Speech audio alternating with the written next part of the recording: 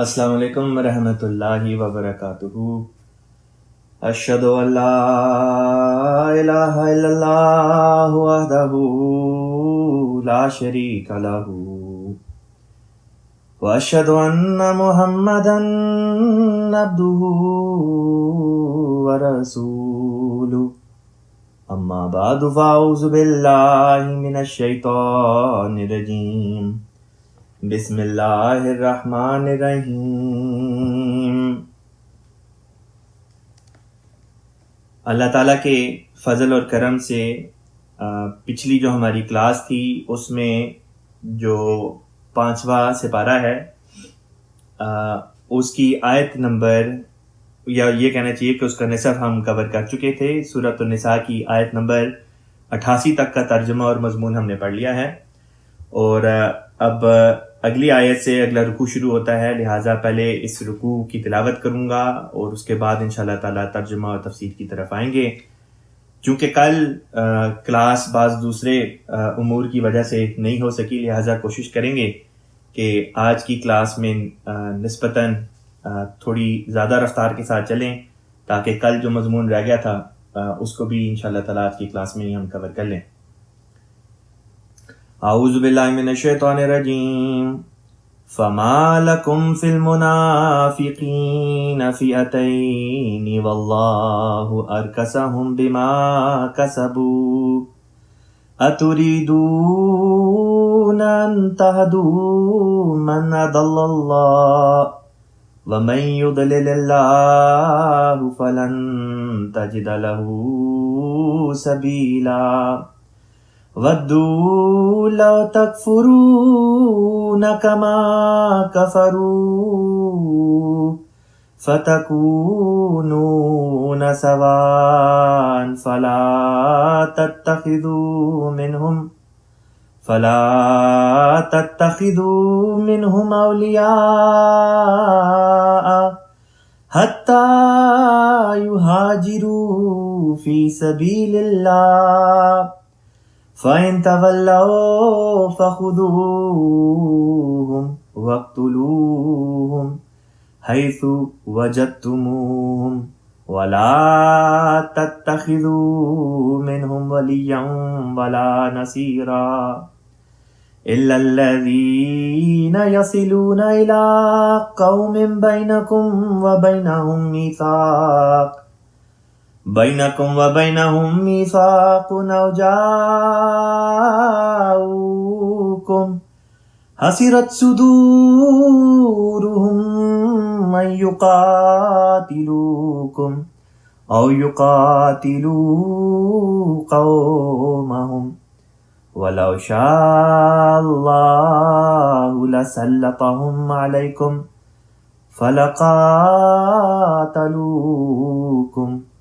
فَإِنِ اعْتَزَلُوكُمْ فَلَمْ يُقَاتِلُوكُمْ وَأَلْقَوْا إِلَيْكُمُ السَّلَامَ فَمَا جَعَلَ اللَّهُ لَكُمْ عَلَيْهِمْ سَبِيلًا سَتَجِدُونَ آخَرِينَ يُرِيدُونَ أَن يَأْمَنُوكُمْ وَيَأْمَنُوا قَوْمَهُمْ كُلَّمَا رُدُّوا إِلَى الْفِتْنَةِ أُرْكِسُوا فِيهَا فَإِن لَّمْ يَعْتَزِلُوكُمْ وَيُلْقُوا إِلَيْكُمُ السَّلَامَ وَيَكُفُّوا أَيْدِيَهُمْ فَخُذُوهُمْ وَاقْتُلُوهُمْ حَيْثُ ثَقِفْتُمُوهُمْ وَأُولَٰئِكُمْ جَعَلْنَا لَكُمْ عَلَيْهِمْ سُلْطَانًا مُبِينًا۔ یہاں پہ اس رکوع کی تلاوت ختم ہوتی ہے۔ اب اس رکوع کی پہلی آیت کی طرف چلتے ہیں، آیت نمبر 89، آیت نمبر 89۔ اس میں اللہ تعالیٰ بیان کرتا ہے فما لکم، فما پس کیا، لکم تم کو ہو گیا، فی المنافقین منافقین کے بارے میں تمہیں کیا ہو گیا ہے، فئتین، فئتین کہتے ہیں کہ دو گروہوں میں ہو، یعنی کہ مومنوں کو مخاطب کر کے اللہ تعالیٰ بیان کر رہا ہے کہ جب منافقین کا سوال آتا ہے تو اس بارے میں تم دو گروہوں میں کیوں بٹ گئے ہو، یعنی کہ منافقین خود دو مختلف اور رائے جو ہیں دو مختلف کیمپس میں بٹ گئے. فرمایا واللہ ارکسہم، اور اللہ تعالیٰ نے ارکسہم اوندھے منہ کر دیا ان کو، من اضل اللہ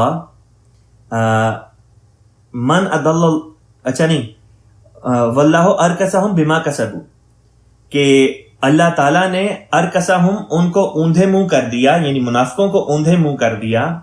بما کسبوا، بما اس وجہ سے جو کسبوا انہوں نے کمایا، یعنی ان کو اپنے کیے کی سزا کے طور پہ اللہ تعالیٰ نے منافقین کو اوندھے منہ کر دیا ہے. بس ان کے بارے میں تمہارے درمیان میں دو گروہ کیوں ہیں؟ دو گروہ یہاں پہ جو تھے وہ در حقیقت اس بات کا پس منظر یہ ہے کہ منافقین دو قسم کے تھے، ایک وہ جو مدینے میں رہتے تھے اور ایک وہ جو مدینے سے باہر رہتے تھے. لہٰذا یہاں پہ ان منافقین کا ذکر ہے جو مدینے سے باہر رہتے تھے، یعنی مدینے کے قرب و جوار میں مختلف بستیوں میں یہ بدو جو ہوتے تھے ان میں سے جو منافقین تھے ان کا ذکر چل رہا ہے. اب ان کے بارے میں مسلمانوں میں دو گروہ قائم ہو گئے، مومنین میں دو رائے قائم ہو گئیں. ایک گروہ یہ کہتا تھا مومنین میں سے کہ ان کے ساتھ نرمی کا سلوک کیا جائے اور ان کو ڈھیل دیتے رہیں تاکہ کیا پتہ کبھی کسی وقت یہ لوگ ہدایت پا جائیں. اور مومنوں کا دوسرا گروہ جو تھا وہ یہ کہتا تھا کہ یہ لوگ اسلام کے دشمن ہیں یہ لوگ اسلام کے دشمن ہیں اور کوئی موقع ہاتھ سے جانے نہیں دیتے کہ اسلام کو یا مسلمانوں کو نقصان پہنچائیں. مدینے سے باہر رہتے ہیں، مدینے میں ہجرت کر کے آتے بھی نہیں تاکہ رسول پاک صلی اللہ علیہ وسلم کی صحبت میں رہیں اور ان کی تربیت ہو یا صحابہ سے میل جول ہو اور اس طرح پر صحبت صالحین ان کو نصیب ہو. نہ مدینے آ کے رہتے ہیں اور باہر ہی رہتے ہیں، اور جب موقع ملتا ہے تو کفار کے ساتھ مل جاتے ہیں. لہٰذا یہ دو مختلف رائے تھیں جو صحابہ میں یا مسلمانوں میں قائم ہو گئیں. ایک کہتا تھا کہ ان بدو جو منافقین ہیں ان کو ان کے حال پہ چھوڑ دیں، کیا پتہ آگے ہدایت پا جائیں. اور دوسرا گروہ کہتا تھا کہ ان کے ساتھ سختی کا سلوک کیا جائے کیونکہ یہ تو در حقیقت پس پردہ دشمن ہیں، دشمنان اسلام ہیں. ان کا ذکر کر کے اللہ تعالیٰ فرماتا ہے کہ منافقوں کی وجہ سے تم لوگ کیوں آپس میں بٹ گئے، یعنی کہ دو رائے کیوں قائم ہو گئی. فرمایا اتوریدونا، کیا تم یہ خواہش کرتے ہو، ان تہدو کہ تم ہدایت دو، من اضل اللہ، من اس کو، اضل اللہ جس کو، اضل اللہ اللہ تعالیٰ نے گمراہ قرار دے دیا، ومن اور جو، یضل اللہ یضلل اللہ، ومن یضلل اللہ اور وہ جو یا اور وہ جس کو اللہ گمراہ قرار دے، یضلل کا مطلب ہوتا ہے وہ گمراہ قرار دے، اللہ تعالیٰ. فلن تو ہرگز نہیں، تجدہ تو پائے گا، لہو سبیلا اس کے لیے کوئی راہ. یعنی ایسا شخص جس کو اللہ تعالیٰ گمراہ قرار دے رہا ہے تم اس کو ہدایت دے نہیں سکتے. جس کو خدا نے گمراہ قرار دے دیا تم اس کو ہدایت نہیں دے سکتے، اور نہ ہی ایسے شخص کے لیے پھر کسی قسم کی کوئی راہ فرار باقی رہتی ہے. اگلی آیت میں فرمایا ودو، ان پھر منافقین کا ذکر کر کے اللہ تعالیٰ فرماتا ہے ودو، وہ تو چاہتے ہیں، خواہش کرتے ہیں، لو تکفرون کہ کاش تم بھی کفر اختیار کرو، کما کفروا، کما جیسے کفروا انہوں نے کفر کیا. یہاں پہ کفر سے مراد منافقین کی منافقت مراد ہے کہ کبھی کبھی مسلمانوں کے ساتھ ہو گئے، ورنہ جب موقع ہاتھ آیا کفار کے ساتھ مل گئے اور اس طرح پر نقصان پہنچانے کی کوشش کی مسلمانوں کو. فرمایا کہ یہ جو منافقین کی یہ جو قسم ہے یہ تو اس بات کی ٹو میں لگے ہوئے ہیں کہ کسی طریقے سے تم بھی ان کی طرح ہو جاؤ. فرمایا فتکونون، تاکہ پھر تم لوگ بھی ہو جاؤ سوان، ایک جیسے، برابر، یعنی کہ مومن اور جو منافق ہیں وہ ایک ہی جیسے ہو جائیں. فلا تتخذوا، پھر اللہ فرماتا ہے فلا، پس ہرگز نہیں، پس نہیں، تتخذوا تم پکڑو، منہم ان میں سے، اولیاء دوست. یعنی کہ پھر اللہ فرماتا ہے ایسے لوگوں کو، ایسے منافقین کو دوست نہ بناؤ، حتی یہاں تک کہ یہاجروا وہ ہجرت کریں، فی سبیل اللہ اللہ تعالیٰ کے راستے میں. اب یہ اللہ تعالیٰ نے ایک شرط لگا دی، لٹمس ٹیسٹ لگا دیا کہ تب تک ان کے ساتھ نرمی کا سلوک نہیں کرنا، تب تک ان کے ساتھ وہ والا سلوک نہیں کرنا جو مومنوں کے ساتھ کیا جاتا ہے.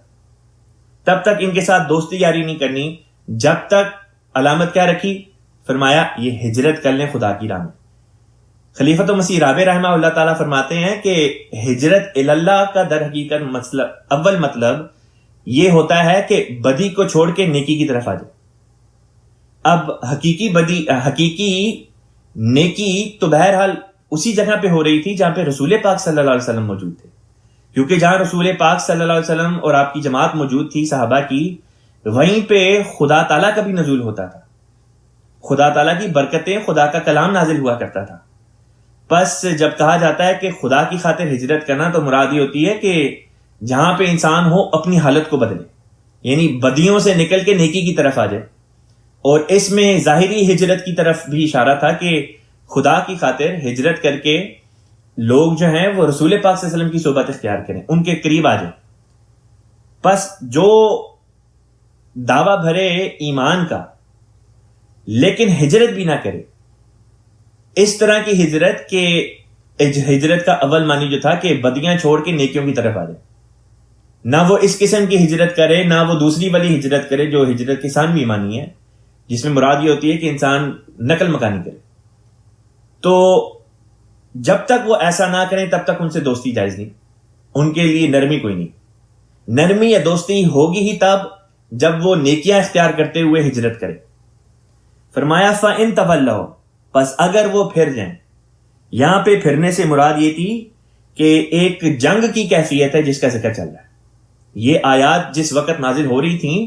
اس وقت مسلمانوں کی جنگ کفار سے چل رہی تھی، اور منافقین کبھی اس طرف کبھی اس طرف. جنگ کا معاملہ آتا تو کفار کا ساتھ دیتے، امن کا وقت ہوتا تو کبھی مومنوں کے ساتھ کھڑے ہو کے نماز پڑھ رہے ہیں، تو کبھی موقع نکال کے تو جا کے مومنوں کی جو ہے اندرونی باتیں جا کے کفار کو بتا رہے. تو ایسی حالت تھی، یہ حالات تھے، سرکمسٹانسز تھے. ان حالات میں اللہ تعالیٰ یہ بات بیان فرما رہا ہے کہ فَإِن تَوَلَّوْا، اگر اس جنگی حالت کے درمیان میں یہ ایمان سے پھر جاتے ہیں.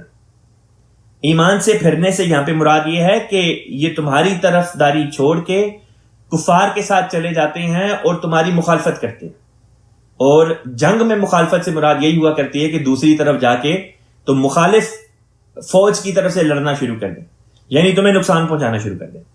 فَإِن تَوَلَّوْا، پس اگر وہ یہ اس طرح پر پھر جائیں، ان کے ساتھ پھر کیا سلوک کرنا ہے؟ ان کے ساتھ اللہ فرماتا ہے پھر وہی سلوک ہوگا جو کفار، جنگجو کفار کے ساتھ سلوک ہوتا ہے. فَخُذُوهُمْ، پس پکڑو ان کو، وَاقْتُلُوهُمْ، اور قتال کرو ان کے ساتھ اور ان کو مار دو. حَيْثُ وَجَدْتُمُوهُمْ، حَيْثُ جہاں کہیں بھی، وَجَدْتُمُوهُمْ تم ان کو پاؤ. اب یہاں پہ ہر قسم کے منافقین کا بھی ذکر نہیں، یہاں پہ ان منافقین کا ذکر تھا جو پھر جائیں اور پھر کے جا کے پھر دشمن فوج میں شامل ہو جائیں اور وہاں سے پھر مومنوں کو، مسلمانوں کو نقصان پہنچانے کی کوششیں کریں. ایسے لوگوں کا ذکر تھا. فرمایا وَلَا تَتَّخِذُوا، اور نہ پکڑو ان کو، منہم ان میں سے، ولیًا دوست، ولا نصیرا، اور نہ ہی کوئی مددگار. یعنی پھر ایسے لوگوں میں سے کسی کو نہ دوست بناؤ نہ ہی مددگار بناؤ. الا الذین، سوائے ان لوگوں کے. اب اللہ تعالیٰ ایک ایکسیپشن بیان کر رہا کہ کن کو نہیں پکڑنا، کن کو قتل نہیں کرنا، کن کے ساتھ جنگ نہیں کرنی. فرمایا الا الذین، سوائے ان لوگوں کے، یصلون، جو ایسی جو یصلون کا مطلب ہوتا ہے ملتے ہیں، مراد یہ کہ نسبت رکھتے ہیں، الی قوم، ایک قوم سے، بینکم، تمہارے درمیان، و بینہم، اور ان کے درمیان، میثاقن، میثاق کا مطلب ہوتا ہے عہد ہے، عہد و پیمان ہے، کانٹریکٹ ہے، پیس ٹریٹی ہے. اب مراد یہ تھی کہ یہ وہ لوگ ہیں جو خود کو بظاہر مومن بتاتے ہیں لیکن ہیں در حقیقت منافق. اب منافق کی جس طرح میں نے بتایا کہ دو قسمیں تھی، ایک وہ جو مدینے میں رہتے تھے، ایک مدینے سے باہر. پھر مزید ان کی دو اور قسمیں ہوگی. وہ یہ کہ ایک وہ منافق جو مسلمانوں کے خلاف باقاعدہ ریشہ دوانیاں کرتے تھے اور کفار کے ساتھ مل جاتے تھے، اور ایک منافقوں کی قسم وہ ہوا کرتی تھی کہ جو ملتے، تو نہیں تھے کفار کے ساتھ، لیکن وہ مومنوں کے بھی سگے نہیں تھے. گو اپنے اوپر لیبل مومنوں کا اوڑا ہوا تھا، چادر مومنوں کی اوڑی ہوئی تھی، ایمان کی چادر اوڑی ہوئی تھی بظاہر، لیکن اندر سے مومن بھی نہیں تھے. بس یہاں پہ وہ بیان کر رہا ہے اللہ تعالیٰ اس بات کو کہ اب یہ والی جو قسم تھی منافقوں کی کہ جو کفار قوم کے ساتھ نہیں ملے گے، فرمایا الا الذین، سوائے ان لوگوں کے یصلون، تعلق رکھتے ہیں، یہ نسبت رکھتے ہیں الی قوم، ایسی قوم سے، بینکم و بینہم میثاق، تمہارے اور ان کے درمیان میں میثاق ہے، عہد و پیمان ہے، پیس ٹریٹی ہے. او جاؤکم، او یا جاؤ وہ آئیں، کم تمہارے پاس، حسیرت صدورہم، حسیرت کا مطلب ہوتا ہے انقباض محسوس کرتے ہوئے، تنگی محسوس کرتے ہوئے. صدورہم ان کے سینے، یعنی کہ اپنے سینوں میں وہ کوئی تنگی محسوس کرتے ہوں. این یقاتلوکم، کہ وہ تمہارے ساتھ قتال کریں، کہ وہ تمہارے ساتھ جنگ کرے. اب اس کی کیا وجہ تھی کہ وہ انقباض محسوس کرتے تھے؟ ممکن ہے کہ ان کو مومنوں کا کوئی روب ہو، مومنوں کی وجہ سے ان کو کوئی خوف ہو، ڈرتے ہوں، جس طرح صحابہ کا ایک روب تھا. ممکن ہے کہ یہ وجہ ہو یا کوئی اور وجہ ہو، جو بھی وجہ ہو، بہرحال ان لوگوں کے دلوں میں ایک خوف سا تھا، اور جس کی بنا پہ یہ لوگ مومنوں کے ساتھ قتال کرنے سے گریز کرتے تھے. او یقاتلوا قومہم، اور ایک طرف مومنوں سے قتال کرنے سے، جنگ کرنے سے گریز کرتے تھے، تو دوسری طرف اپنی قوم کے لوگوں سے بھی لڑنے سے گریز کرتے تھے. اب یہ قوم وہ تھی جن کے ساتھ مسلمانوں کا آلریڈی پیس ٹریٹی چل رہی تھی. اس قوم میں بسنے والے جو منافقین تھے، جو بظاہر خود کو مومن کہتے تھے لیکن در پردہ تھے منافق، بس یہ وہ لوگ تھے جو نہ مسلمانوں کے ساتھ جنگ کرتے تھے اور نہ ہی اپنے قوم کے ساتھ جنگ کرتے تھے. اللہ تعالیٰ فرماتا ہے وَلَوْ شَاءَ اللَّهُ، وَلَوْ اور اگر، شاء اللہ اللہ چاہتا، لَسَلَّتَهُمْ تو ضرور ان کو مسلط کر دیتا، ان پر مسلط کر دیتا، علیکم تم پر، اور اگر اللہ چاہتا تو ضرور ان کو مسلط کر دیتا تم پر. فَلَقَاتَلُوكُمْ، فا پس، لا یہاں پہ لام فتح یا لام زبر جو آیا یہ ضرور کے معنی دینے کے لیے آیا. فلا تو ضرور ہوتا، کیا ہوتا؟ قاتلوکم، وہ تم سے جھگڑا کرتے، وہ تم سے قتال کرتے، تم سے جنگ کرتے. اگر اللہ ان کو طاقت دے دیتا، ایسے منافقوں کو طاقت دے دیتا، پھر وہ ضرور تم سے جنگیں کرتے. لیکن چونکہ ان کو طاقت نہیں تھی اور ان پر کوئی روب سا تھا جس کی وجہ سے وہ دلوں میں خوف یا تنگی محسوس کرتے تھے کہ وہ تمہارے خلاف جنگ کریں، اور اپنی قوم کے خلاف بھی جنگ نہیں تھے کر سکتے. فرمایا فَإِنِ اعْتَزَلُوكُمْ، فَإِن پس اگر، اعتزلوکم کا مطلب ہوتا ہے وہ اعتزال کرتے. اعتزال کا مطلب ہوتا ہے الگ رہنا، چھوڑ دینا کسی کو کسی کے حال پہ. فَإِنِ اعْتَزَلُوكُمْ پس وہ اگر تمہیں تمہارے حال پر چھوڑ دیں، یعنی تم سے الگ رہیں. فَلَمْ يُقَاتِلُوكُمْ، فَلَمْ پس نہیں، يُقَاتِلُوكُمْ پس نہیں وہ تم سے قتال کریں. مراد یہ کہ اگر وہ تمہیں تمہارے حال پہ چھوڑ دیں اور پھر تم سے قتال نہ کریں، تم سے جنگ نہ کریں. وَأَلْقَوْا اور پھینکیں وہ، الیکم تمہاری طرف، السلام سلامتی کا پیغام. اب بظاہر لفظ استعمال کیا اللہ تعالیٰ نے القوا الیکم السلام، کہ وہ تمہاری طرف سلامتی کا پیغام پھینکیں. لیکن عربی زبان کا طریق ہے کہ سلامتی کے پیغام کو پیش کرنے کے لیے القوا کا لفظ استعمال کیا جاتا ہے، اور اس میں کوئی تحقیق نہیں. پھینکنے سے اردو میں ترجمہ ہم پھینکنا کریں گے، لیکن عربی زبان میں اس کا مطلب پیش کرنا ہی ہوگا. لہذا مراد یہ ہے کہ اگر ایسے منافق یا ایسی قوم تمہیں تمہارے حال پہ چھوڑ دے، تم سے جنگ بھی نہ کرے اور تمہیں سلامتی کا پیغام دے، فما جعل اللہ، فما تو نہیں، جعل اللہ اللہ نے بنایا، لکم تمہارے لیے، علیہم ان پر یا ان کے خلاف، سبیلا کوئی جواز یا کوئی راستہ. مراد یہ کہ پھر اللہ تعالیٰ نے تمہیں کوئی جواز نہیں دیا، پھر اجازت نہیں ہے کہ ان کے ساتھ قتال کیا جائے. اگلی آیت پر چلتے ہیں. اللہ تعالیٰ بیان کرتا ہے ستجدون، ان قریب تم پاؤ گے، آخرینا، آخرینا کا مطلب ہوتا ہے ایک اور گروہ یا کوئی اور لوگ. یریدون، یریدون وہ چاہتے ہیں، ان یأمنوکم، ان کے یأمنو وہ امن میں آ جائے، کم تم سے، وَيَأْمَنُوا اور وہ امن میں آ جائیں قومہم اپنی قوم سے. کلما جب کبھی ردو ان کو لوٹایا جائے الی الفتنتی فتنے کی طرف ارکسوا فیہا وہ اس میں اوندھے منہ گرائے جاتے ہیں. فَإِن لَّمْ پس اگر نہیں یعتزلوکم وہ تمہیں تمہارے حال پر چھوڑتے وَیُلْقُوا إِلَيْكُمُ السَّلَامَ اور نہ ہی یلقوا الیکم السلام تمہاری طرح سلامتی کا پیغام بھیجتے وَيَكُفُّوا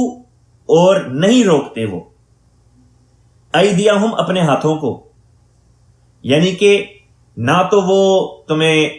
وہ تمہارا پیچھا چھوڑتے ہیں، یعنی کہ تمہیں اکیلا نہیں چھوڑتے، اور تمہیں سلامتی کا پیغام بھی نہیں دیتے، پیس ٹریٹی بھی نہیں کرتے تمہارے ساتھ، اور اپنے ہاتھ کو تمہارے خلاف روکتے بھی نہیں، یعنی تمہارے خلاف ریشہ دوانیاں بھی کرتے ہیں اور تمہیں نقصان پہنچانے کی ہر ممکنہ کوشش کرتے ہیں. فخذوہم ان کے لیے کیا حکم ہوگا؟ فرمایا فخذوہم پس پکڑو ان کو، وقتلوہم اور ان کے ساتھ قتال کرو، جنگ کرو، ان کو مار دو، حیث ثقفتموہم جہاں کہیں بھی تم ان کو پاؤ. یہاں پہ جس طرح میں نے پہلے بتایا ان لوگوں کا ذکر ہے جنہوں نے جنگ کرنے میں تم سے پہل کی، یعنی جنہوں نے جنگ کرنے میں مسلمانوں سے پہل کی. بس جن کے ساتھ جنگ چل رہی ہے ان کے بارے میں یہی حکم ہے کہ پھر ان سے جنگ کرو.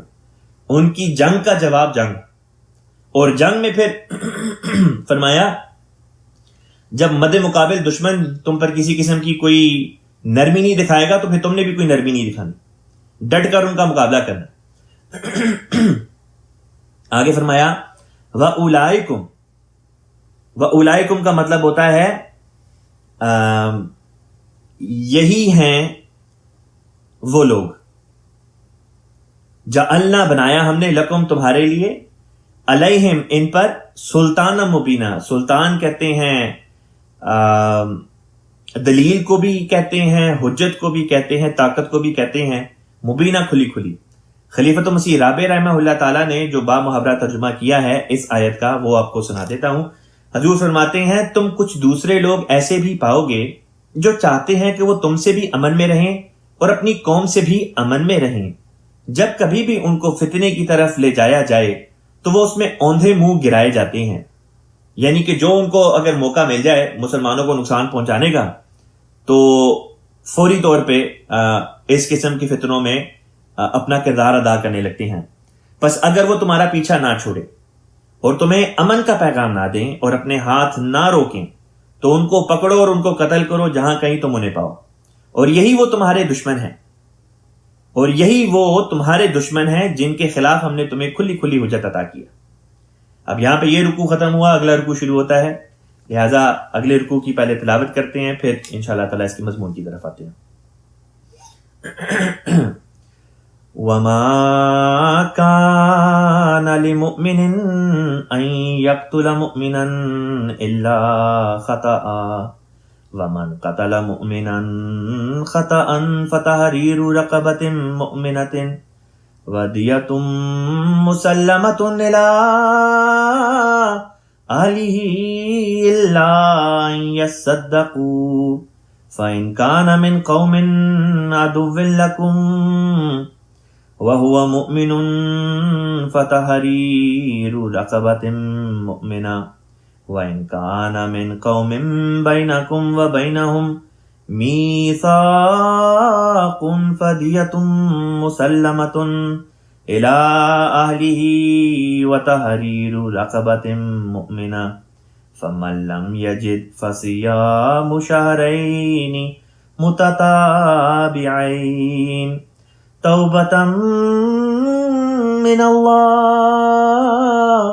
وكان الله عليما حكيما. ومن يقتل مؤمنا متعمدا فجزاؤه جهنم خالدا فيها وغضب الله عليه وَلَعَنَهُ وَأَعَدَّ لَهُ عَذَابًا عَظِيمًا. يَا أَيُّهَا الَّذِينَ آمَنُوا إِذَا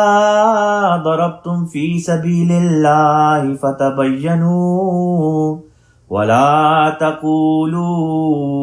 لمن القى اليكم السلام لست مؤمنا تبتغون عرض الحیات الدنیا فعند اللہ مغانم کثیرہ كذلك كنتم من قبل فمن الله عليكم فتبينوا ان الله كان بما تعملون خبيرا لا يستوي القائدون من المؤمنين غير أولي الضرر والمجاهدون في سبيل الله بأموالهم وأنفسهم فضل الله المجاهدين بأموالهم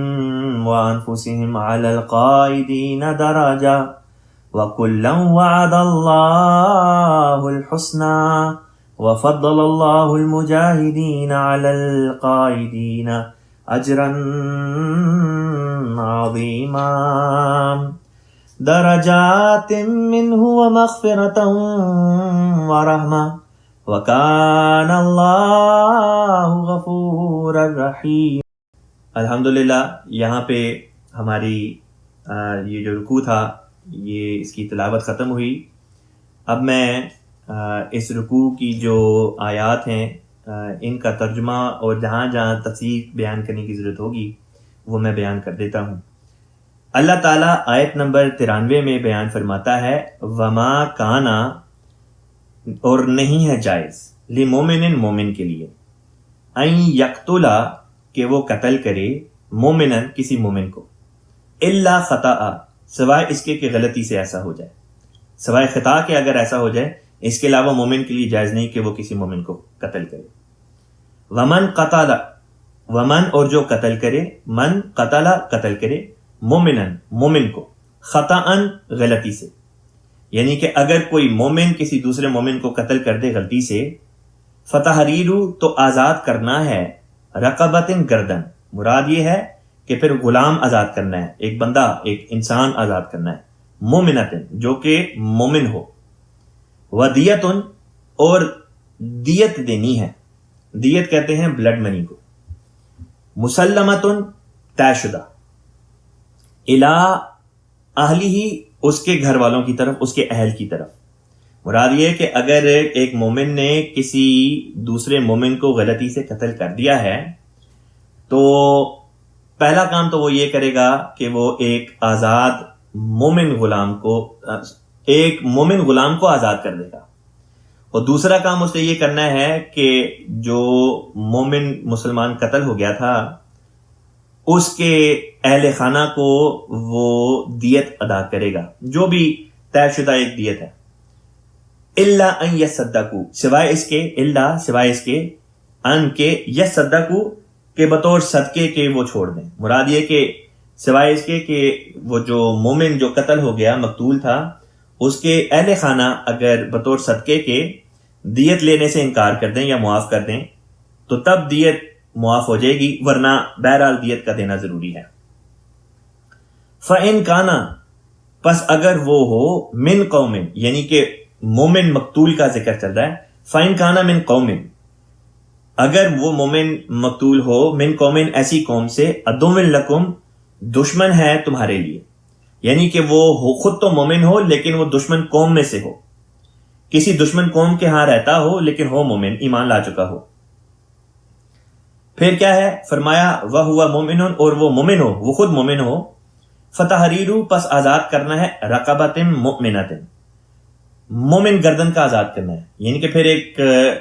مومن غلام کو آزاد کر دینا کافی ہے، اس کیس میں دیت نہیں دینی، کیونکہ اس کیس میں اگر دیت دی جائے کہ وہ خود تو مومن ہو لیکن اس کے اہل خانہ دشمن قوم سے ہوں تو پھر وہ اس رقم کو اسلام کے اور مومنوں کے خلاف استعمال کریں گے، بس اس کیس میں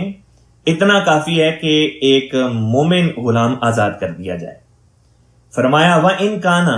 اور اگر وہ ہو من قوم، یعنی کہ اگر وہ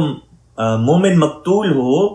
من قوم ایسی قوم سے بینکم و بینہم میثاق کہ تمہارے درمیان اور ان کے درمیان میثاق ہے، کوئی عہد و پیمان ہے، پیس ٹریٹی ہے، فدیت تو دیت ادا کرنی ہے مسلمۃ طے شدہ، الی آلہ اس کے گھر والوں کی طرف، و تحریر اور آزاد کرنا ہے، رقبۃ مومنہ آزاد مومن گردن، یعنی کہ ایک مومن غلام کو آزاد کرنا ہے۔ یہاں پہ ایک بات جو دیکھنے والی ہے، نوٹ کرنے والی ہے، وہ یہ کہ جب ایک مومن کسی دوسرے مومن کو غلطی سے قتل کر دے اور وہ مومن دونوں ہم قوم ایک ہی قوم سے، یعنی کہ مومن قوم ہی سے، قوم بھی مومنوں کی ہے اور ایک مومن نے اسی قوم میں سے اسی قوم کے ایک دوسرے مومن کو غلطی سے قتل کر دیا، تو اس کیس میں سب سے پہلے اللہ تعالیٰ نے فرمایا کہ مومن غلام کو آزاد کرو پھر دیت ادا کرو۔ لیکن اس کیس میں کہ اگر مقتول مومن جو تھا وہ غیر قوم سے تھا اور وہ ایسی قوم تھی جس کے ساتھ مسلمانوں کا عہد و پیمان تھا، پیس ٹریٹی تھی، تو اس کیس میں آزاد مومن غلام کو آزاد کرنے کی شرط پہلے نہیں رکھی، بلکہ دیت کو ادا کرنا پہلے رکھا اور پھر مومن غلام کو آزاد کرنا بعد میں رکھا، دونوں میں ترتیب پلٹا دی۔ اس کی وجہ یہ تھی کہ تاکہ اس بات کی اہمیت کا اظہار کیا جائے کہ جو ایسی قومیں جن کے ساتھ مومنوں کے معاہدے ہوئے ہوئے ہیں، اسلام میں معاہدوں کی اہمیت بہت بڑی ہے، اور حت الوسع اسلام اسی بات کی تعلیم دیتا ہے کہ جو چاہے ہو جائے، اگر عہد و پیمان کیا تو اس کو توڑنا نہیں، اگر کسی سے کوئی وعدہ کیا ہے سوائے اس کے کہ وہ وعدہ ہی غیر شرعی ہو، اگر شریعت کے مطابق وعدہ کیا ہے، میثاق باندھا ہے، تو اس کو توڑنا نہیں ہے۔ اور اسی تعلیم کی اہمیت ظاہر کرنے کے لیے فرمایا کہ پہلے دیت ادا کرو اور اس کے بعد پھر مومن غلام کو آزاد کرو۔ فرمایا فمن لم یجد، فمن پس جو لم یجد نہ پائے، اس بات کی استطاعت نہ پائے کہ وہ اس طرح پر غلام آزاد کر سکے اور دیت ادا کر سکے، فصیام پس روزے ہیں، شہرین 2 مہینے، متتابعین پے در پے، یعنی متواتر پہ 2 مہینے روزے رکھنے ہوں گے، توبتم بطور توبہ کے ہے، من اللہ اللہ کی طرف سے، وکان اللہ اور اللہ تعالیٰ ہے، علیمن سب کچھ جاننے والا، دائم علم رکھنے والا، حکیمہ حکمت بہت ہی حکمت والا، صاحب حکمت۔ اب یہاں پہ یہ مراد نہیں کہ جس کا دل کرے قتل کر دے کسی مومن کا اور آگے سے کہے کہ نہ میں دیت دے سکتا ہوں نہ میں غلام آزاد کر سکتا ہوں، لہٰذا میں 2 مہینے کے روزے رکھ لوں۔ پہلی بات یہ تھی کہ یہاں پہ اللہ تعالیٰ نے قتل مومن کو بطور خطا کے بتایا کہ غلطی سے ایسا ہوا، اور پھر جو صاحب استطاعت تھا اس کے لیے تو وہی حکم جو اللہ تعالیٰ نے بیان کر دیا، جو غرباء میں سے تھے اور واقعتاً جن کے پاس کسی قسم کا کوئی مال وغیرہ نہیں تھا کہ وہ اس کے ذریعے سے دیت ادا کر سکیں یا یہ کہ کوئی غلام آزاد کر سکیں، ان کے پاس اگر غریب ہے خود کوئی غلام نہیں تو وہ غلام کس طرح آزاد کرے گا، تو اس کیس میں پہ فرمایا کہ پھر ایسے شخص کی توبہ کا ذریعہ یہ ہو کہ پھر وہ 2 مہینے متواتر روزے رکھتا چلا جائے، یہ ہے اس کی توبہ کے لیے نشانی۔ وکان اللہ علیمن حکیمہ، اس کا ترجمہ کر دیا کہ اللہ تعالیٰ دائمی رکھنے والا اور بہت صاحب حکمت ذات ہے۔ اگلی آیت کی طرف چلتے ہیں، فرمایا وَمَن یقتل، اور جو قتل کرے مومنن کسی مومن کا، متعمدن جان بوجھ کر، اب جان بوجھ کر کسی مومن کا قتل کرنے کا ذکر آ رہا ہے، فرمایا جو جان بوجھ کر کسی مومن کو قتل کرے، فجزاؤہ تو اس کی جزا ہوگی جہنم، خالدن فیہا وہ اس میں ایک بہت ہی لمبا عرصہ رہنے والا ہے، وغضب اللہ اور غضب کیا اللہ تعالیٰ نے علیہ اس پر، یعنی کہ خدا کا غضب ایسے شخص پر بھڑکا، وَلَعَنَهُ اور اس نے اس پر لعنت کی، وَأَعَدَّ لَهُ اور تیار کر دیا اس کے لیے عذابًا عظیما بہت بڑا عذاب۔ اب جس قسم کے حالات مومنین کے خلاف، اور ہمارے نزدیک حقیقی مومن اب وہی ہیں جو جماعت احمدیہ میں شامل ہیں، جنہوں نے حضرت اقدس مسیح موعود علیہ الصلوۃ والسلام کی بیعت کی، جو رسول پاک صلی اللہ علیہ وسلم کی پیشن گوئی کے مطابق آئے، جن کے بارے میں اللہ تعالیٰ نے وحی کی تھی رسول پاک صلی اللہ علیہ وسلم کو بھی، اور دوسرے مذاہب کے لٹریچر میں بھی پیشن گوئیاں تھیں۔ بس اب حقیقی مومن وہی ہیں جو مسیح موعود علیہ السلام کی بیعت میں داخل ہیں، اور مسیح موعود علیہ السلام کی وفات کے بعد آپ کی پیشن گوئیوں کے مطابق نظام خلافت سے وابستہ ہیں۔ پس اب جو ان مومنوں کا جان بوجھ کر قتل کرتا ہے. مثلا جس طرح پاکستان میں ہوتا ہے کہ احمدیوں کو ٹارگٹ کیا جاتا ہے اور ان کو قتل کیا جاتا ہے. ایسے لوگوں کے بارے میں جو احمدیوں کے بارے میں قتل کے فتوے دیتے ہیں، یہ مولوی حضرات ہیں، مدرسوں میں بچوں کو یہ پڑھاتے ہیں، اور پھر چھوٹی چھوٹی عمر کے بچے جا کے احمدیوں کا قتل کر رہے ہوتے ہیں. مولویوں کے پیچھے اندھا دھند جو قومیں تقلید ان کی کرتی ہیں، وہ پھر اس قسم کی حرکتیں کرتی ہیں. ان کی تنبیہ کے لیے فرمایا کہ ایسے لوگوں کی جزا جہنم ہے، ان کو جنت نہیں ملنی، جہنم میں گریں گے وہ. فرمایا خالدن فیہا، ایک لمبا عرصہ اس میں وہ رہیں گے. وغضب اللہ، اور یہ کہ خدا کا غضب ایسے لوگوں پر بھڑکا ہے. ولعنہ، اور اس نے لعنت بھیجی ہے ایسے لوگوں پر. وَأَعَدَّ لَهُ، اور ان کے لیے تیار کر دیا ہے عذابًا عظیما، ایک بہت بڑا عذاب. پھر آگے فرمایا یا ایھا الذین آمنوا، اے وہ لوگو جو ایمان لائے ہو،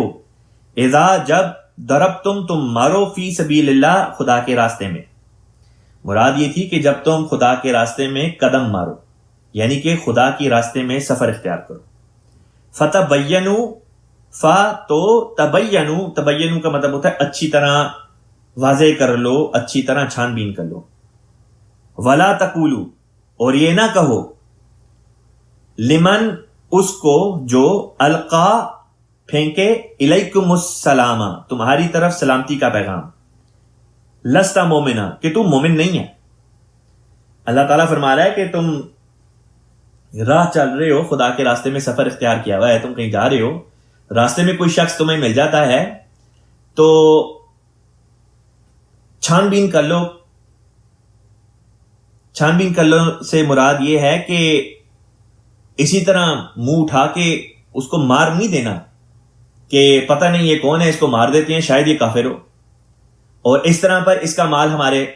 ہاتھ آ جائے. مال غنیمت جس کو کہتے ہیں کہ اگر کسی دشمن کے ساتھ لڑائی ہو اور اس کے نتیجے میں اس کا مال پاس آ جائے تو اس کو مال غنیمت کہتے ہیں. تو مال غنیمت کی لالچ میں راہ چلتے کسی کو پکڑ کے مار نہیں دینا. اگر تو وہ دشمن ہے اور ایسا دشمن ہے جسے جنگ چل رہی ہے اور وہ جنگجو ہے تو ٹھیک ہے، اس کو مارنے کی اجازت ہے، اس کے ساتھ جنگ کی اجازت ہے، لیکن چھان بین تو کر لو. یہ نہیں کہ جو دکھائی دیا بس اس کو مار دیا،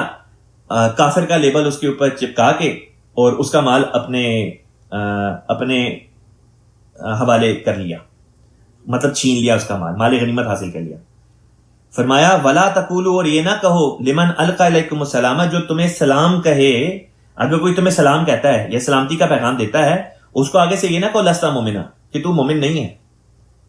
جس نے سلام کہہ دیا اس کے بارے میں چھان بین کرنے کی اجازت نہیں دی. فرمایا کہ اتنا ہی کافی ہے، اس نے اگر تمہیں سلام کہہ دیا ہے یا سلامتی کی پیشکش کی ہے تو یہ بات کافی ہے کہ تم اس کو اس کے حال پہ چھوڑ دو. اب بعض لوگ اس آیت کا کیا مطلب نکالتے ہیں. بعض لوگ یہ کہتے ہیں کہ یہاں پہ یہ مراد تھی کہ اگر تو دوسرا بندہ میرے نزدیک مومن نہیں ہے تو پھر میں اس کے نہ سلام کا جواب دوں گا، نہ وہ میرے ہاتھوں سے بچ سکتا. حالانکہ بالکل برعکس اللہ تعالیٰ بات بیان فرما رہا ہے. اللہ تعالیٰ تو یہ بات بیان فرما رہا تھا کہ دیکھو، اگر کوئی سلام کہے تو یا تو وہ مسلمان ہوگا، مومن ہونے کی حالت میں وہ سلام تمہیں کہہ رہا ہے، یا وہ کافر ہے. اگر تو وہ کافر اور تمہیں سلام کہہ رہا ہے تو اس کا یہ مطلب ہے کہ وہ تم سے امن چاہتا ہے اور تم اس کو امن دو، اس کے اوپر اپنا دست دراز نہ کرو، اس کے اوپر اپنے ہاتھ نہ پھیلاؤ، اس کو قتل نہ کرو، اس کو تکلیف نہ پہنچاؤ، کیونکہ وہ تمہیں سلامتی کا پیغام دے رہا ہے. اور دوسری ممکنہ صورت یہ تھی کہ وہ خود مومن ہو، مسلمان ہو. ایسی صورت میں تمہیں یہ کوئی اختیار نہیں کہ وہ تو تمہیں سلام کر رہے ہو، تم آگے سے کہو لستہ مومنہ، کہ تم مومن نہیں. حضرت ابو بکر صدیق رضی اللہ تعالیٰ عنہ نے یہ نقطہ بہت خوب سمجھا. لہذا جب آپ خلیفہ ہوئے اور عرب کے مختلف قبائل نے ارتداد تو نہیں لیکن یہ کہ کہنا چاہیے بغاوت جب انہوں نے کرنی شروع کر دی، ارتداد بھی کر دیا، بغاوت بھی کرنی شروع کر دی، تو مختلف جنگی مہمات آپ کے دور میں ہوئی. آپ نے صحابہ کی مختلف ٹولیاں مختلف سمتوں میں بھجوائیں اور ان کو یہ ہدایت فرمائی کہ دیکھو کسی بستی کے پاس جاؤ تو وہاں پہ پہلے دیکھو کہ اذان کی آواز آتی ہے کہ نہیں. اگر اذان کی آواز آتی ہے تو ان کو ان کے حال پہ چھوڑ دو، ان سے جنگ نہیں کرنی. ممکن تھا کہ کوئی دھوکہ دینے کے لیے بھی اذان دے دے، آپ نے پھر بھی فرمایا کہ نہیں، اگر وہ اذان دے رہے ہیں تو ان کو چھوڑ دو. بس یہ نقطہ در حقیقت اسی آیت سے انہوں نے سمجھا. مجھے خود ایک دفعہ یہ کینیڈا کی بات ہے، ابھی جب میں جامعہ میں ہی پڑھتا تھا تو ہم لوگوں کو ٹورانٹو کے ڈاؤن ٹاؤن میں تبلیغی سٹال لگانے کا موقع ملا، اور وہ سڑک کے اوپر ہی تھا ایک کونے میں کر کے، اور ڈاؤن ٹاؤن کافی بیزی ایریا ہے، اور اس جگہ پہ ہمارے سے کچھ فاصلے پہ غیر احمدیوں کا بھی تبلیغی سٹال تھا. ایک طرف ہم جماعت کا پیس لٹریچر، پیس پیمفلٹ جو تھے وہ ڈسٹریبیوٹ کر رہے تھے، اور دوسری طرف ہمارے پیمفلٹ لوگوں کے ہاتھوں سے وہ چھینتے تھے. ان میں مولوی بھی تھے، جبے والے، پگڑیوں والے. تو ہمارے سٹال پہ آ کے انہوں نے بڑا شور بھی مچایا، گالیاں وغیرہ بھی دیں، بڑی مغلظات وغیرہ بھی بکیں. جب مجھے اور میرے ساتھ جو میرے کلاس کا ایک لڑکا تھا، ہمیں جب تھوڑی سی فراغت ملی، ہم ان کے بوتھ پہ گئے، اور ان کے جو مولوی صاحب تھے، ہم نے ان کے مولوی صاحب کو جا کے کہا السلام علیکم ورحمۃ اللہ. مولوی صاحب نے آگے سے جواب نہیں دیا وعلیکم السلام کا، مولوی صاحب نے آگے سے کہا جواب ہی نہیں دیا. تو مجھے بہت ہی وہ مضحکہ خیز ان کی حرکت لگی. اس وقت پھر ہم نے یہ والی آیت جو تھی کہ وَلَا تَقُولُوا لِمَنْ أَلْقَى إِلَيْكُمُ السَّلَامَ لَسْتَ مُؤْمِنًا، ان کو سنائی کہ قرآن میں تو اللہ تعالیٰ یہ فرماتا ہے کہ اگر کوئی تمہیں سلام کرے تو تم اس کو آگے سے جواب دو، یہ نہ کہو کہ تم مومن نہیں ہو. آپ تو قرآن پاک کے اس حکم کی خلاف ورزی کر رہے ہیں. اس کے جواب میں وہ مولوی صاحب کبھی ادھر منہ چھپائیں، کبھی ادھر منہ چھپائیں، کوئی جواب ہی نہیں تھا بنتا ان کے پاس. وہ بس یہی کہتے رہ گئے کہ انشاءاللہ اگلے ویک میں آپ کے اس قسم کے سوالات کا جواب دوں گا، اگلے ویک جواب دوں گا. ان کا وہ اگلا ویک کبھی بھی نہیں آیا. بہرحال ہمارے خلاف جو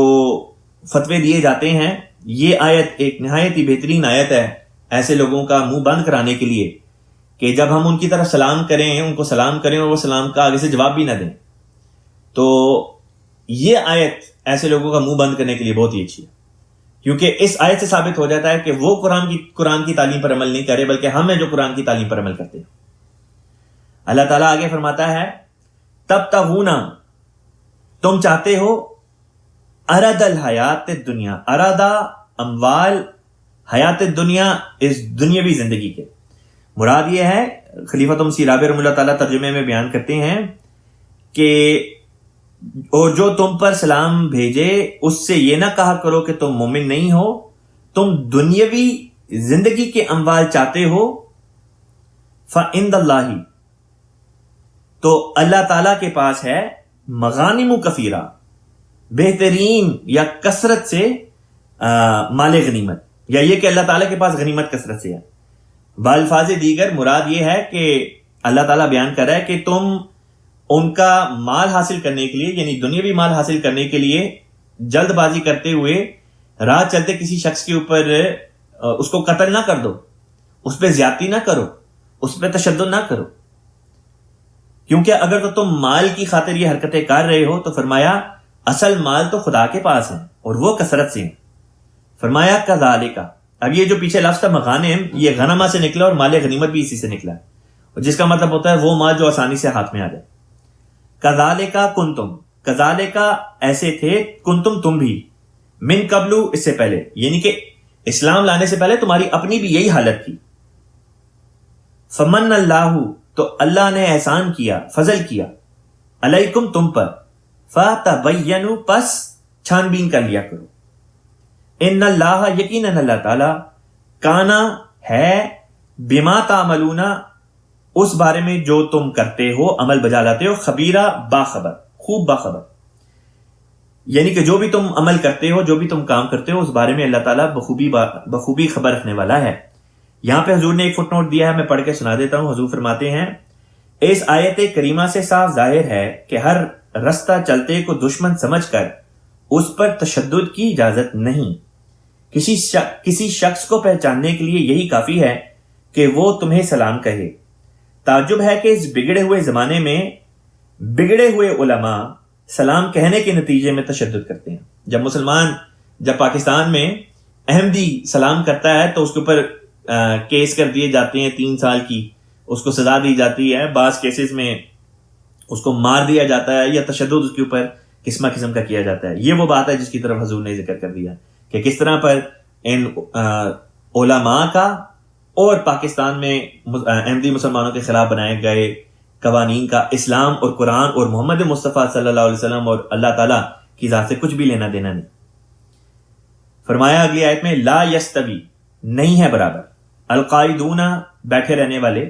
من المؤمنین، مومنوں میں سے، یعنی مومنوں میں سے وہ جو آرام سے بیٹھے رہتے ہیں وہ برابر نہیں، غیر اولی الضرری، بغیر کسی بیماری کے، یعنی کہ وہ جن کو کوئی بیماری وغیرہ نہیں، ضرر کہتے ہیں تکلیف، اولی الضرری تکلیف والے، غیر کا مطلب ہوتا ہے بغیر، تو غیر اولی الضرری کا مطلب ہوگا کہ ایسے لوگ جن کو کوئی جسمانی تکلیف نہیں ہے اور ہیں مومن، اسلام کی تعلیمات پر عمل کرنے کی پوری کوشش کرتے ہیں، نمازیں پڑھتے ہیں، چندے وغیرہ بھی دیتے ہوں گے، دوسری عبادات میں بھی حصہ لیتے ہیں، لیکن اپنے گھروں میں بیٹھے رہتے ہیں۔ جب جہاد کا موقع آتا ہے، چاہے وہ جسمانی قسم کا جہاد ہو سیلف ڈیفenس میں، یا یہ کہ کوئی تبلیغی ایکسپیڈیشن وغیرہ ہو اور اپنے گھروں سے نکل کے کہیں جانا ہو، جب اس قسم کی بات آتی ہے تو گھروں میں بیٹھے رہتے ہیں، جاتے نہیں۔ تو ایسے لوگوں کے بارے میں اللہ تعالیٰ فرما رہا ہے کہ بے شک ہوں وہ مومن ہی، لیکن وہ برابر نہیں ہو سکتے۔ والمجاہدون فی سبیل اللہ، ایسے لوگ اور مجاہدون فی سبیل اللہ، اللہ کے راستے میں جہاد کرنے والے، اللہ کے راستے میں نکل کر کوششیں کرنے والے، کبھی بھی برابر نہیں ہو سکتے۔ بھی اموالہم، جو جہاد کرتے ہیں وہ کن چیزوں سے جہاد کرتے ہیں؟ بھی اموالہم، پہلے فرمایا اپنے مال کے ذریعے سے، وانفسہم، اور اپنی جانوں کے ذریعے سے۔ اب وہ جو بات تھی کہ نمازیں پڑھتے ہیں، روزے رکھتے ہیں، لیکن جب چندے کی باری آتی ہے تو چندہ نہیں دیتے، کہتے ہیں یہ کافی نہیں ہے کہ ہم نمازیں پڑھتے ہیں، وہ کہتے ہیں کافی نہیں کہ ہم نے بیعت کر لی، کافی نہیں کہ ہم خطبہ سن لیتے ہیں، کافی نہیں کہ مسجد میں اگر کوئی پروگرام ہے تو ہم آ جاتے ہیں۔ ایسے لوگوں کے بارے میں اللہ تعالیٰ فرماتا ہے وہ بے شک خود کو مومن کہیں، وہ بے شک مومن ہوں، لیکن ایسے لوگ کبھی بھی ان لوگوں کے مقابل نہیں آ سکتے، ان کا برابری نہیں کر سکتے ان لوگوں کی جو نہ صرف مومن ہیں بلکہ پھر اپنے اموال اور اپنی جان کے ذریعے سے جہاد میں حصہ بھی لیتے ہیں۔ جب بھی کوئی تحریک آتی ہے تو وہ چندہ دیتے ہیں، چاہے تحریک جدید ہو، چاہے وقف جدید ہو، چاہے زکوٰۃ ہو، چاہے لازمی چندہ ہو، چاہے جلسہ سالانہ ہو۔ وہ بہانے تلاش نہیں کرتے کہ اس سال اگر جلسہ سالانہ نہیں ہو رہا تو چندہ بھی نہیں دیں گے، وہ تو یہ بہانے تلاش کرتے ہیں کہ کس طرح سے ہمیں موقع ملے اور ہم مختلف مدوں میں اپنا جو حصہ ہے وہ ڈال سکیں۔ فرمایا فضل اللہ، فضل فرمایا اللہ تعالیٰ نے، المجاہدین، مجاہدین پر، جہاد کرنے والوں پر، باموالہم وانفسہم، ان کے اموال کے ذریعے سے اور ان کے نفوس کے ذریعے سے، علی القاعدین، ان لوگوں پر جو بیٹھے رہتے ہیں، درجہ، ایک درجہ دے کر، یعنی وہ جو اپنے اموال سے اور اپنے نفوس سے اللہ تعالیٰ کی راہ میں جاں فشانی دکھاتے ہیں، جہاد کرتے ہیں، ان لوگوں کے اوپر جو گھروں میں بیٹھے رہتے ہیں، گھروں میں بیٹھے رہتے ہیں، نہ نظام چندہ میں حصہ ڈالتے ہیں جو اس کا حق ہے، اور نہ ہی جہاد کی جو مختلف قسمیں ہیں ان میں حصہ لیتے ہیں، نہ وہ تبلیغ کرتے ہیں، نہ اگر جسمانی طور پہ جہاد کی کوئی وقت آئے تو نہ وہ اس میں حصہ لیتے ہیں۔ فرمایا جہاد کرنے والے مومنوں کو جہاد نہ کرنے والے مومنوں کے اوپر اللہ تعالیٰ نے فضیلت عطا کر دی۔ وَكُلًّا، کلن کا مطلب ہوتا ہے ہر ایک،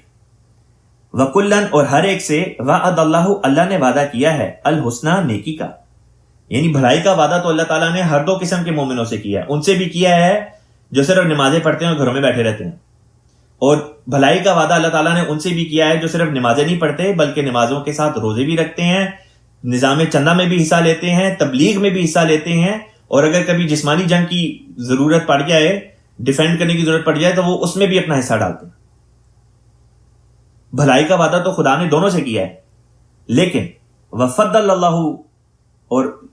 اور فضل کر دیا ہے اللہ تعالیٰ نے، المجاہدین، جہاد کرنے والوں کو، علی القاعدین، ان کے اوپر جو بیٹھے رہتے ہیں، اجر عظیمہ، بہت بڑے اجر عظیم کے ذریعے سے، ایک بہت بڑے اجر کی اللہ تعالیٰ نے مجاہدین کو، بیٹھے رہنے والوں پر فضیلت عطا کر دی ہے۔ ہم سب کے لیے اس میں سبق ہے کہ ہمیں اگر اپنی اخروی زندگی سنوارنی ہے تو اسی بات پر اکتفا نہ کریں کہ بس بیعت کر لی، یا یہ کہ نمازیں پڑھ لی، یا یہ کہ اگر کوئی پروگرام ہو رہے ہیں تو بس اس میں آ گئے۔ اگر چاہتے ہیں کہ واقعتاً خدا کا قرب نصیب ہو، اگر واقعتاً چاہتے ہیں کہ وہ فضیلتیں جن کا ذکر اللہ تعالیٰ نے مومنوں کے لیے کیا ہے، تو لازمی ہے کہ ان فرائض کے علاوہ جو نماز وغیرہ ہیں اور روزہ وغیرہ ہیں، چندے کے نظام میں بھی شامل ہوں، یہ بھی فرائض میں ہے۔ اسی طریق پر تبلیغ میں بھی شامل ہوں کہ یہ بھی فرائض میں سے ہے۔ یہاں پہ اس موقع سے فائدہ اٹھا کے میں یہ بھی آپ سب کی خدمت میں عرض کر دوں کہ آج کل ہمارے ملک میں شعبہ تبلیغ کی طرف سے یہ ایک مہم چلائی گئی ہے کہ ہم خود بھی جب الیکشن آئیں تو اس میں جائیں، حصہ ڈالیں، ووٹ ڈالیں، جس کو بھی آپ کا دل کہے آپ اس کو دیں، جس کو آپ سمجھتے ہیں حقیقتاً آپ کے ووٹ کا حل، اور یہ کہ دوسرے لوگوں کو بھی ابھاریں کہ وہ بھی باہر جائیں اور جا کے ووٹ وغیرہ جو ہیں وہ ڈالیں۔ اسی ضمن میں جو ایک نئی تحریک آئی ہے نیشنل ڈپارٹمنٹ تبلیغ کی طرف سے، وہ کہتے ہیں کہ جی الیکشن جس دن ہونے ہیں اس دن کئی لوگ الیکشن آفیسر جو ہوتے ہیں، پول آفیسرز، ان میں کمی آ گئی ہے، لہٰذا ہم احمدیوں کو چاہیے کہ ہم لبیک کہتے ہوئے آگے بڑھیں اور ملک کی، قوم کی اس طرح پر خدمت کریں کہ ہم الیکشن پول آفیسرز کے طور پہ خود کو پیش کریں۔ تو لہٰذا وہ آپ میں سے لوگ جو سٹیزن ہیں اور اس دن چھٹی کر سکتے ہیں الیکشن کے دن، تو ضرور اس بات کے لیے بھی، اس کام کے لیے بھی اپنے آپ کو پیش کریں۔ اگلی آیت میں اللہ تعالیٰ فرماتا ہے درجات منہ، درجات ہیں اس کی طرف سے، یعنی اللہ کی طرف سے ایسے لوگوں کے لیے درجات ہیں جو خدا کے راستے میں جہاد وغیرہ کرتے ہیں، قربانیاں پیش کرتے ہیں۔ ومغفرتاً، اور مغفرت ہے، ورحمہ، اور رحمت ہے، وکان اللہ، اور اللہ تعالیٰ ہے غفوراً رحیمہ، غفور کہتے ہیں کوتاہیوں کو ڈھانپ دینے والا، بخش دینے والا، رحیمہ بار بار رحم کرنے والا۔ یہاں پہ یہ رکوع بھی ختم ہوا، اب اگلے رکوع کی تلاوت کر کے اس کو بھی آج ختم کر لیتے ہیں۔ اب میں اس کی تلاوت کر دیتا ہوں۔ ان الذین توفاہم الملائکۃ ظالمی انفسہم قالوا فیما کنتم قالوا كنا مستضعفين في الأرض قالوا ألم تكن أرض الله واسعة فتهاجروا فيها فأولئك مأواهم جهنم وساءت مصيرا إلا المستضعفين من الرجال والنساء والولدان لا يستطيعون حيلة ولا يهتدون سبيلا فأولئك عسى الله أن يعفو عنهم وكان الله عفوا غفورا ومن يهاجر في سبيل الله یجد فی الارض مراغما کثیرا وسعا ومن یخرج من بیته مہاجرا الی اللہ ورسولہ ثم یدرکہ الموت فقد وقع اجرہ علی اللہ وکان اللہ غفورا رحیما۔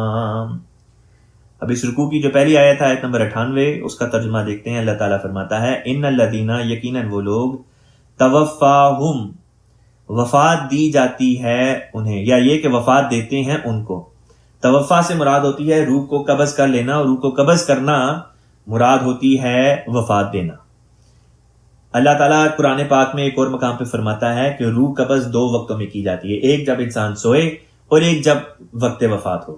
لیکن جب سونے کے کیس میں روح کو قبض کیے جانے کا ذکر ہو تو ساتھ میں اللہ تعالیٰ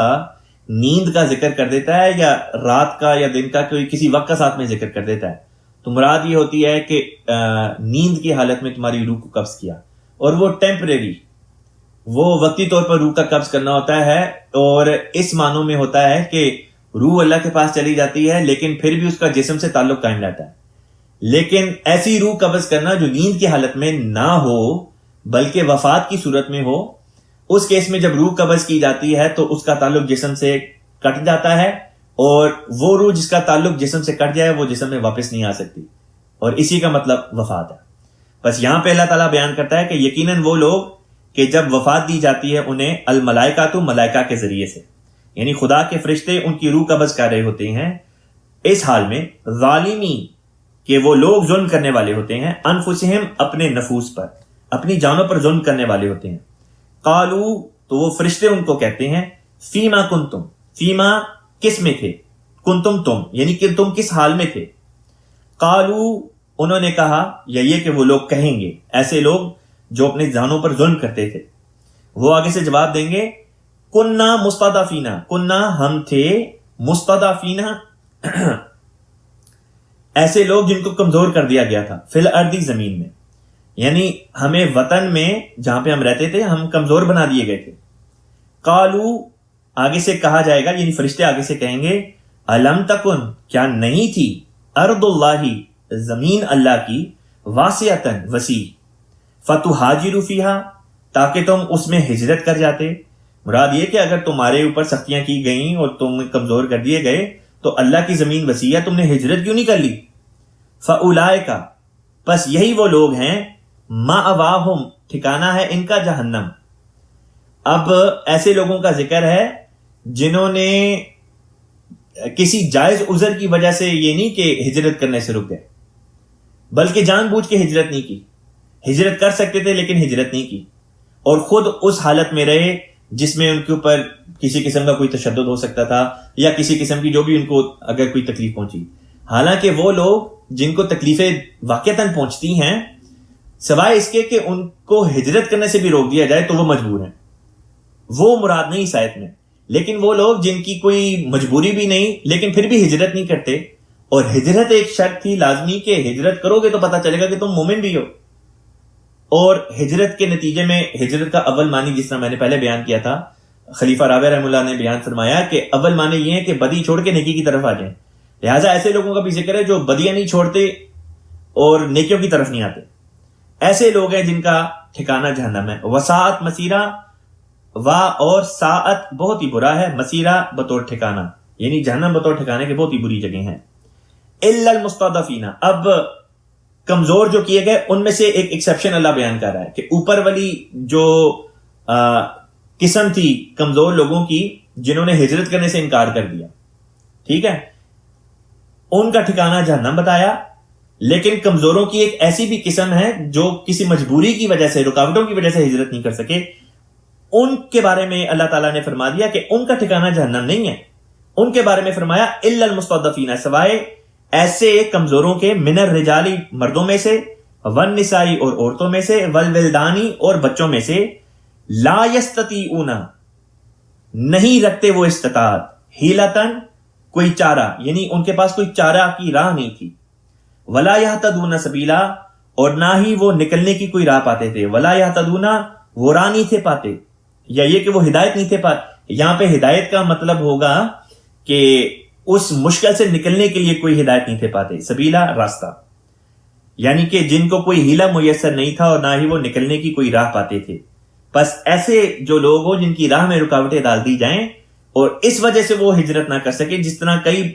احمدی مسلمان پاکستان میں ہیں جو ہجرت نہیں کر پاتے. اس قسم کے لوگ جو ہیں وہ مراد ہیں کہ ان کا ٹھکانہ بہرحال جہنم نہیں. جہنم والا ٹھکانہ تو ان لوگوں کا ہے کہ جو جان بوجھ کر ہجرت نہیں کرتے ہیں اور بہانے یہی لگاتے ہیں کہ ہم نیکیاں اس لیے نہیں کر رہے کیونکہ ہم کمزور کر دیے گئے. فرمایا فاولئک، یہ لوگ تھے کہ جن کو روک دیا گیا، رکاوٹیں ڈالی گئی کہ یہ ہجرت نہ کر سکیں. ان کے بارے میں فرمایا فاولئک، پس یہی ہیں، عسى اللہ کا مطلب ہوتا ہے قریب ہے کہ اللہ تعالیٰ ان یعفو عنہم،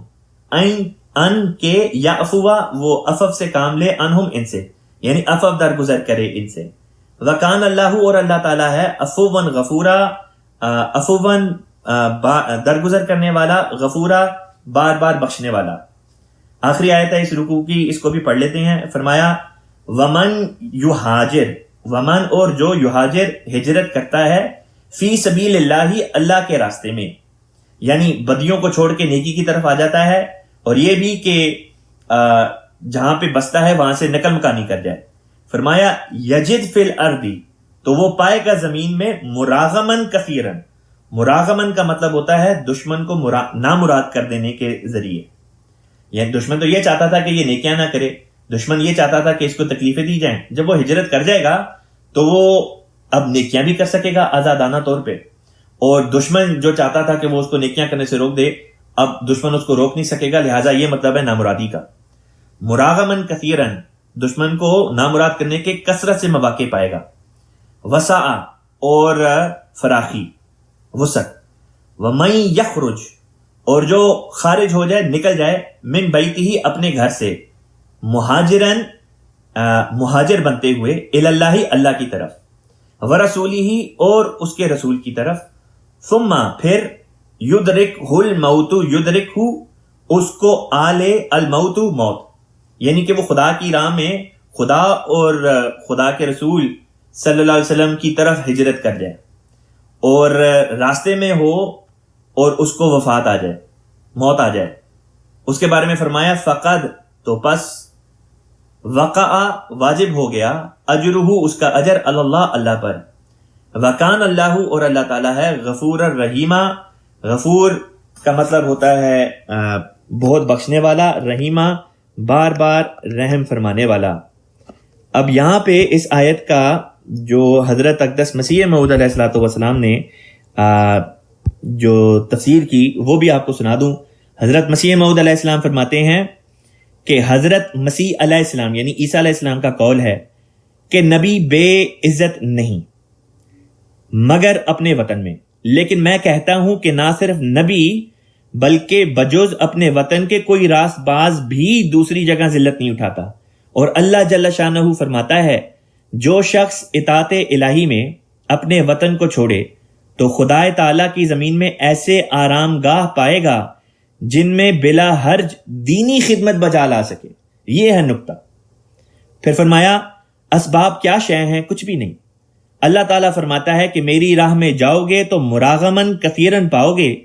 صحت نیت سے جو قدم اٹھاتا ہے خدا اس کے ساتھ ہوتا ہے، بلکہ انسان اگر بیمار ہو تو اس کی بیماری دور ہو جاتی ہے۔ اگر انسان خدا کی خاطر اور خدا کے رسول کی خاطر ہجرت کرے اور بیماری کیوں نہ ہو تو مسیح موعود علیہ السلام فرماتے ہیں اس قسم کی ہجرت کے نتیجے میں اللہ تعالیٰ اگر وہ بیمار ہے تو اس کی بیماری کو بھی دور کر دے گا۔ پھر اسی طرح حضرت خلیفۃ المسیح اول رضی اللہ تعالیٰ عنہ نے مراغمن کا ترجمہ اس طرح پر کیا، آپ بیان کرتے ہیں کہ مہاجر کی نیت ہجرت اگر اللہ ہو تو وہ کبھی تکلیف نہیں پاتا، یعنی کہ اس کو آرام کے سامان ہوتے ہیں اور اس کے آرام میں دشمن کی نامرادی، کیونکہ دشمن یہی چاہتا ہے کہ اس کو آرام نہ ملے، نہ نیکیاں یہ آرام سے کر سکے نہ یہ آرام سے زندگی بسر کر سکے، بس یہ مراد ہے دشمن کی نامرادی کی۔ یہاں پہ آج کا الحمدللہ مضمون ختم ہوا۔ الحمدللہ آج 3 رکوع پڑھنے کی اللہ تعالیٰ نے توفیق دی۔ اب باقی